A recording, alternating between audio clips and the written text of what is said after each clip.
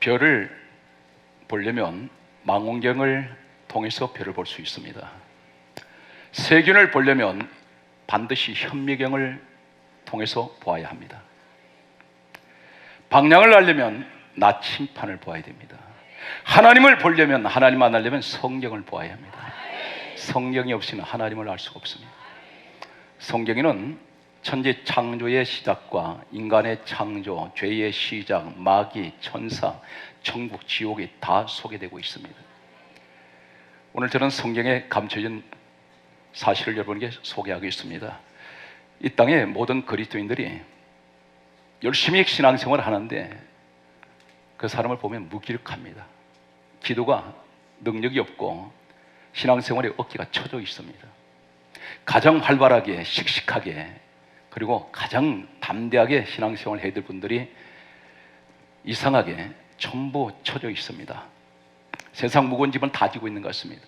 농부가 씨를 뿌릴 때 씨앗 자체로만 있을 때는 싹이 트지 않습니다. 그런데 땅이 심겨지는 순간부터 싹을 틔우기 시작합니다. 씨앗 자체의 에너지로 싹을 틔우고 있는 것이 아니라 땅의 기운을 통해서 땅의 에너지로 이 싹을 틔운다는 사실입니다. 땅에는, 흙 속에는 에너지가 있습니다. 자동차가 수억 원대의 자동차가 있어도 아무리 최고급 성능차라 할지라도 연료가 없으면 움직이지 못합니다. 고철덩어리입니다. 반드시 연료 힘으로 이 자동차는 움직입니다. 비행기가 수백 명 승객을 태우고 하늘 나릅니다. 쇳덩어리가 나릅니다. 이 비행기 자체가 힘 있는 것이 아니라 연료에 힘이 있어 그 에너지 힘으로 올라갑니다. 고속열차가 있습니다. 지금은 600km 이상으로 달리는 고속열차가 있다고 합니다. 이렇게 달리는 고속열차는 반드시 이 어마어마한 이 열차가 어떻게 달립니까? 에너지 힘으로 달립니다. 제트기가 있습니다. 거대한 항공모함이 있습니다. 엄청난 쇠붙이가 하늘에 또 땅에서 바다에서 움직입니다. 반드시 여긴 공통점 하나가 어떤 에너지 힘에 의해서 움직이고 있다는 사실입니다.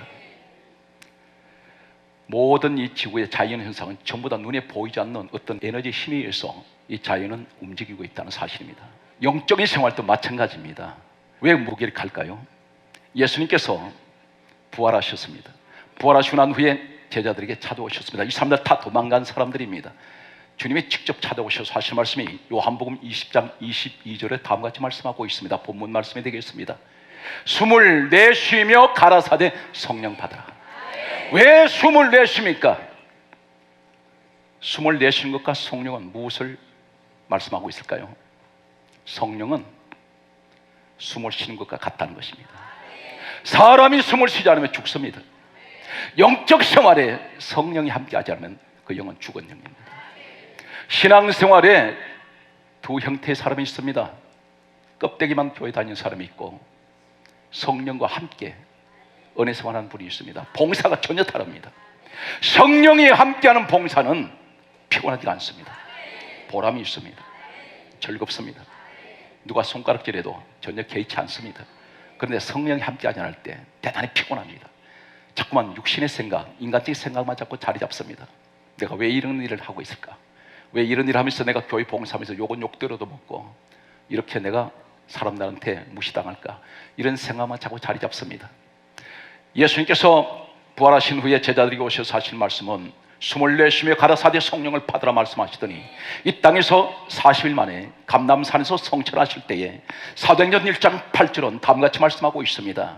천사와 함께 하늘로 올라가시면서 마지막 이 땅에 던지시는 말씀은 사도행전 1장 8절에 오직 성령이 너희에게 임하시면 너희가 권능을 받고 예루살렘과 온 유대야 사마리아 땅끝까지 이르러 내 정인 되어라.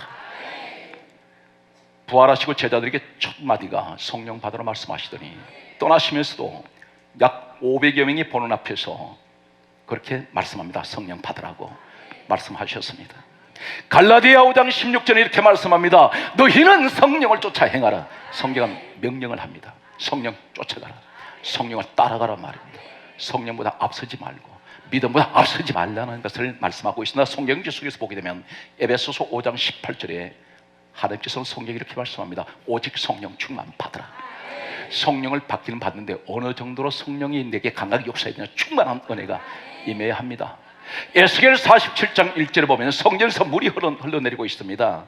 성전 문지방에서 물이 흘러내리는데 이 물이 흘러내리는데 네 가지 단계가 있습니다. 발목, 무릎, 허리 잠기는 물이 있습니다. 이것은 은혜를 말합니다.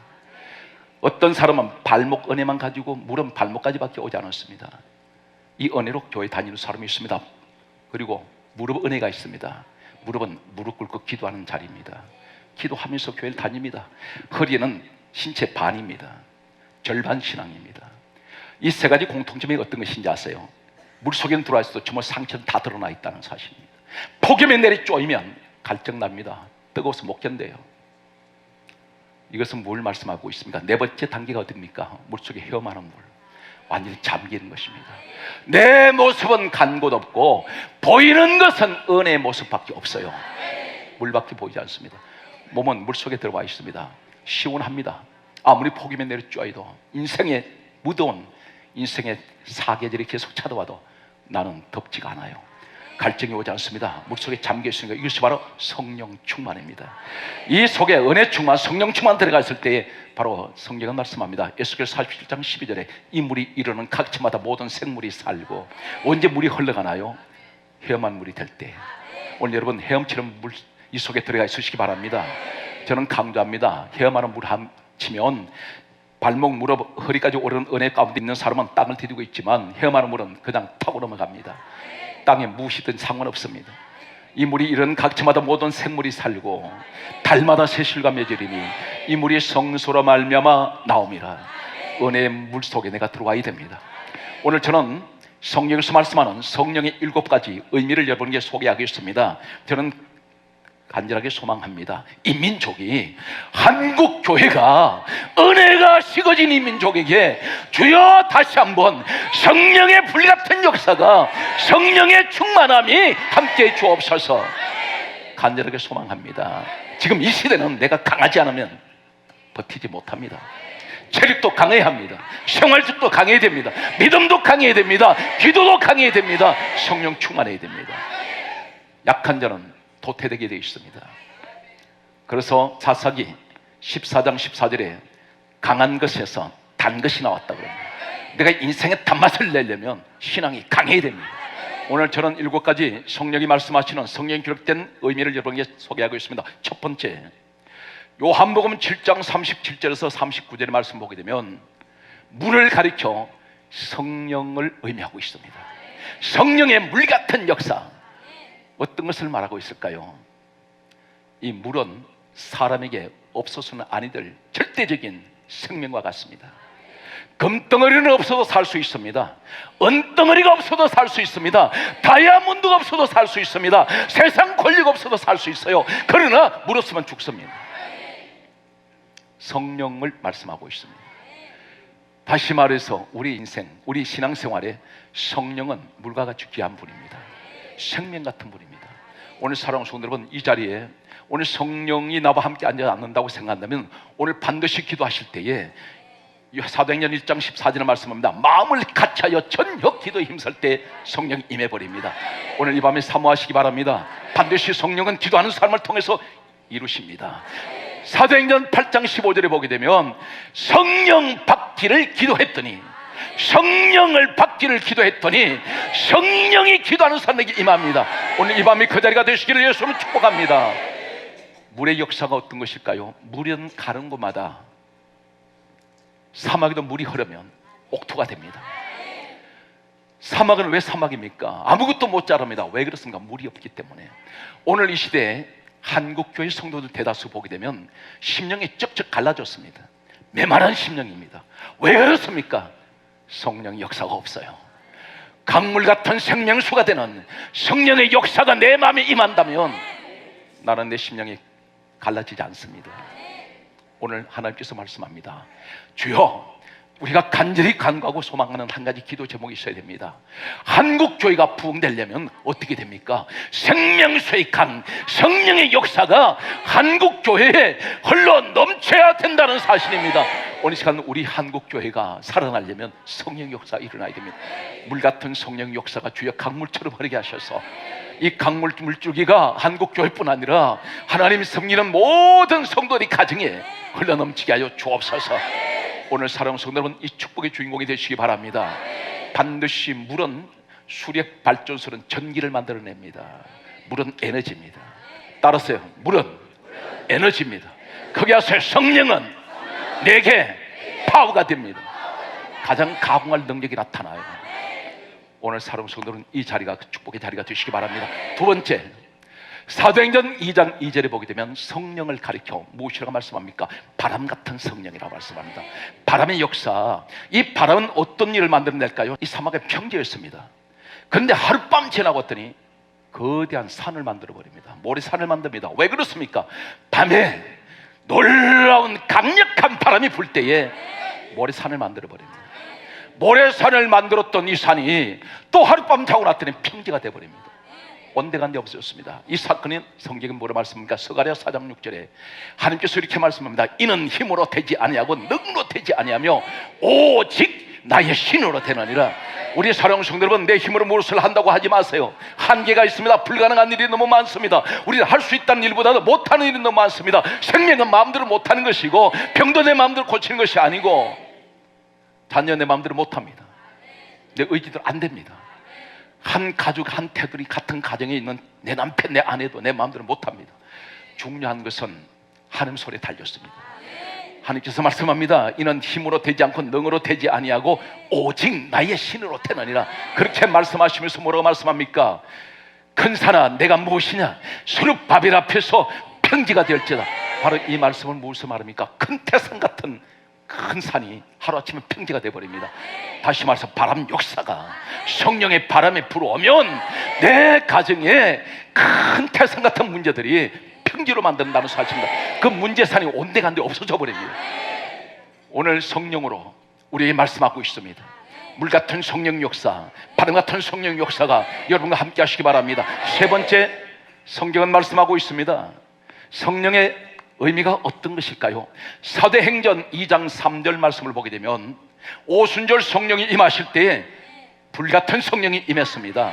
불의 특징이 무엇입니까? 한마디로 얘기한다면 뜨겁습니다.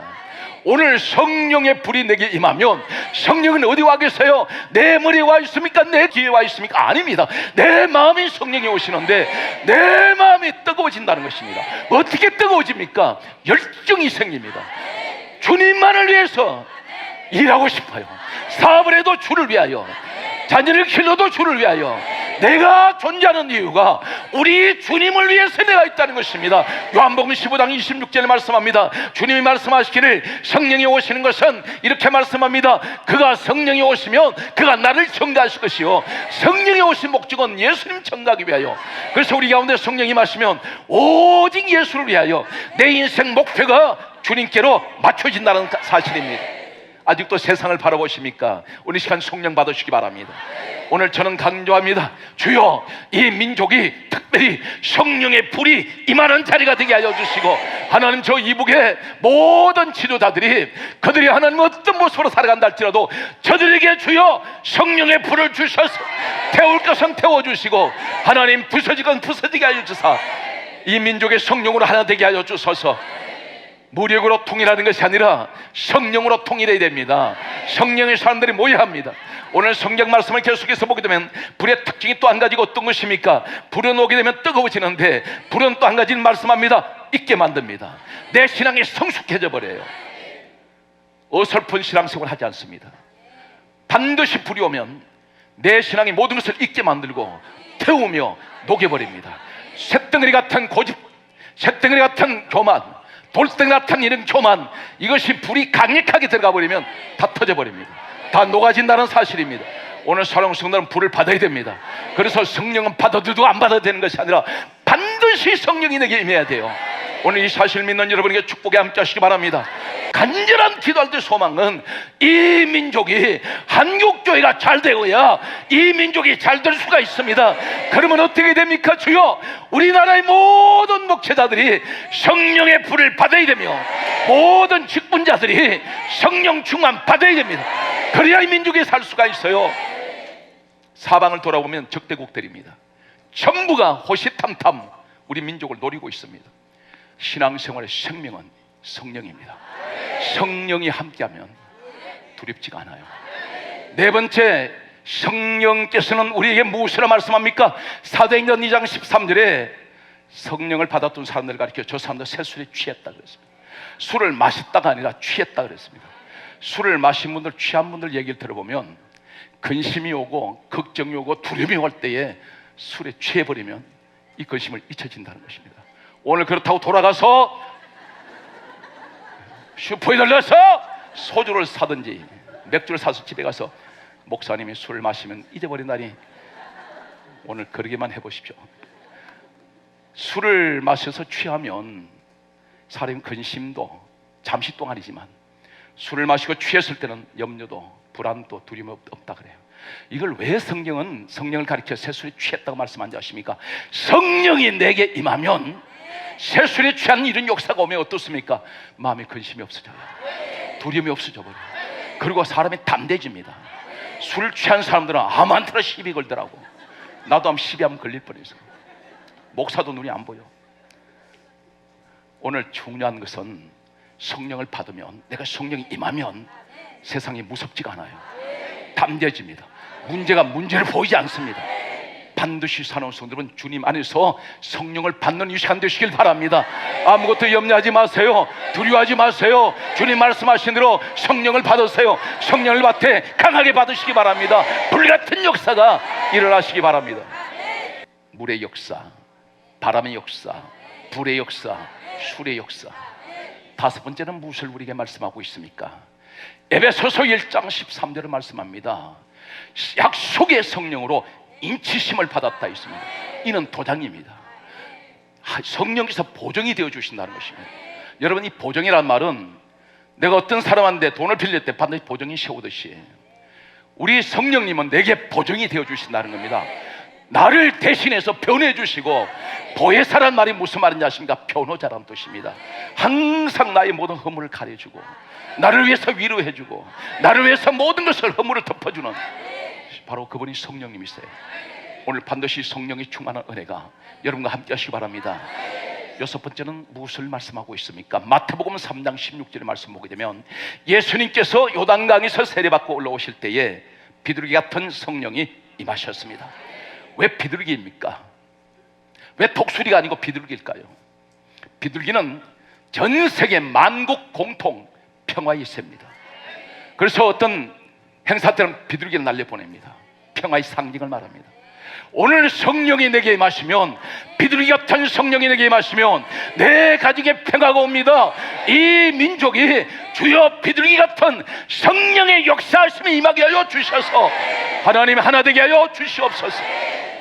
오늘 비둘기 역사, 비둘기는 또 한 가지 특징이 있습니다. 비둘기는 썰기가 없습니다. 모든 새 중에 유일하게 비둘기는 썰기가 없다고 합니다.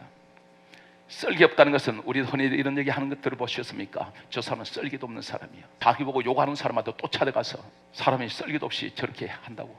성령의 비둘기 같은 성령의 역사가 내게 함께하면 내게 혈기가 사라지고 내게 모든 화도 상처도 사라져요.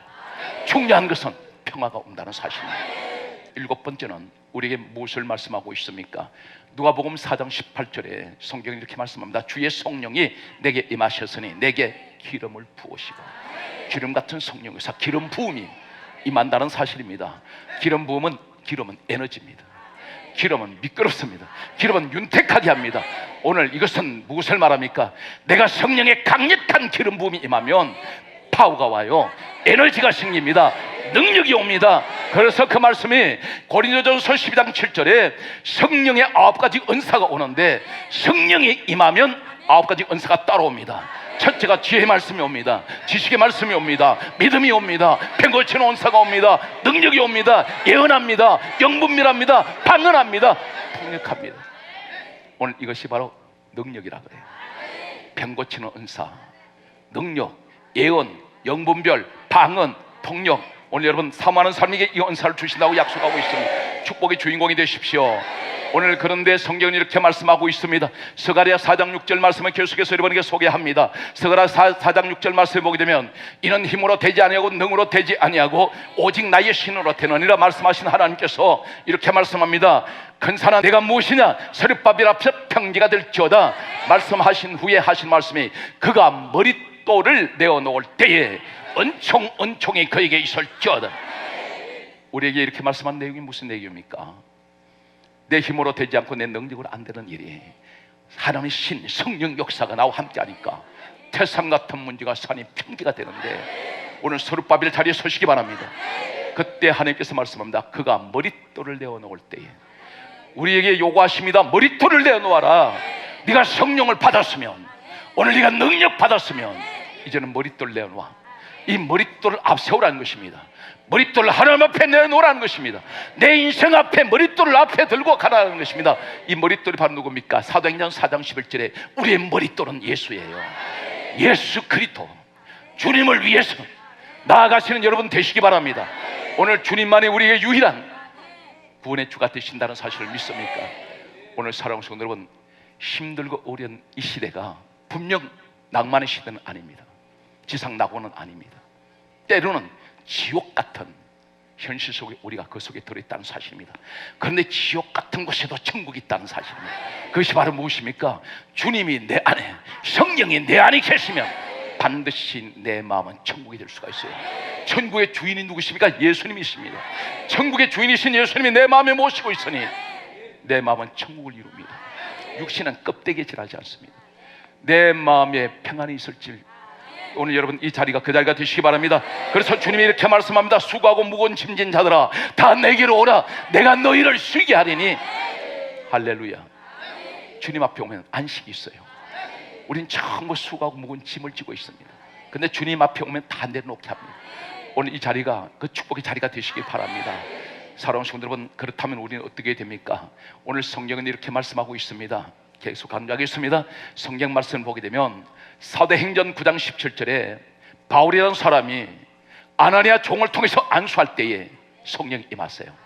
오늘 밤에 반드시 누가 어느 종이 여러분에게 머리에 손을 안수하든지 반드시 성령이 임하실 줄 믿습니다.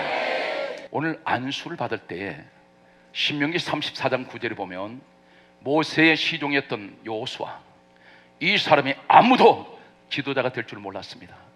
그런데 하나님께서 예고 없이 갑자기 모세에게 말씀합니다. 여호수아에게 안수하라. 안수를 하는 순간에 성경 강조합니다. 지혜의 신이 그에게 여호수아에게 임해요. 잠시 전까지만 해도 능력 없던 사람이 모세의 안수 기도를 통해서 지혜의 신이 충만하니까 이 사람이 가나안 땅 들어갔을 때 해가 뉘엿집니다. 이제 전쟁이 일어났는데 해가 중천에 떠 있어야 돼요. 이제 잠시 후면 이길 수 있는데 해가 중천에서 기울고 있습니다. 이때 여호수아 입에서 터져 나온 말이 태양아 머물러라 했더니 태양이 머물러 버려요. 땅에서 피조물 먼지 같은 존재가 하늘을 향해서 그만했더니 태양이 멈춰버립니다. 자인계를 움직입니다. 이 사람이 누구예요? 여호수아예요. 이 사람이 어떤 사람입니까? 지혜의 신, 성령 받은 사람입니다. 오늘 중요한 것은 이 사실은 무엇을 말합니까? 주의 종은 특별히 성령 받은 사람은 입에 권세가 있습니다. 오늘 여러분 이 축복의 주인공이 여러분인 것을 믿습니까? 그러므로 오늘 이 시간 성령의 사람은 근심하지 않습니다. 성령은 9가지 열매를 맺습니다. 오늘 특별히 열매가 맺는 사람이 성령이 열매 맺는 사람이고 그 성령이 열매 맺는 사람이 성령이 함께하는 사람이에요. 이 사람이 천국의 사람입니다. 갈라디아 5장 22절 말씀합니다. 사랑하는 사람, 사랑이 열매가 있어요. 이것은 능력입니다. 성령이 열매입니다. 사랑, 희락이 있습니다. 항상 감사하고 기쁨이 있으세요. 사랑, 희락, 화평. 사람과 우리 교회 안에 전부 등지지 말고 손을 잡으세요. 화평하십시오. 사랑, 희락, 화평, 오래 참음, 자비, 양선, 충성, 온유, 절제. 우린 절제할 줄 알아야 돼요. 오늘 특별히 욕도 좀 절제하세요. 아멘. 교회 다니는 사람이 욕을 잘해. 하나님께서 세상 일은 절제하게 하시고 오늘 하나님께서는 악은 반드시 절제하게 합니다. 경건의 모양을 갖추라고 말씀합니다. 오늘 말씀을 정리하겠습니다. 반드시 우리는 불같은 역사, 바람 같은 역사, 물 같은 역사, 오늘 술 같은 역사, 오늘 이 축복의 주인공이 되세요. 그리고 성령의 인, 오늘 그리고 비둘기, 그리고 우리에게 말씀하고 있습니다. 기름 같은 역사, 반드시 7가지 성령의 강력한 역사가 내게 함께하여 주셔서 주여 힘들고 어려운 이 시대를 무기력한 하나님 사람이 되지 않게 하시고 능력 있는 남은 삶 속에 하나님께 영광 돌리기를 간절히 소망합니다. 주여 다시 한번 나를 통하여 이 민족이, 특별히 우리 교회가 부흥케 하여 주셔서 하나님께 영광 돌리게 하여 주시옵소서. 여러분 범사의 한 주간도 크신 성령 역사가 함께 하시기를 예수 이름으로 축복합니다.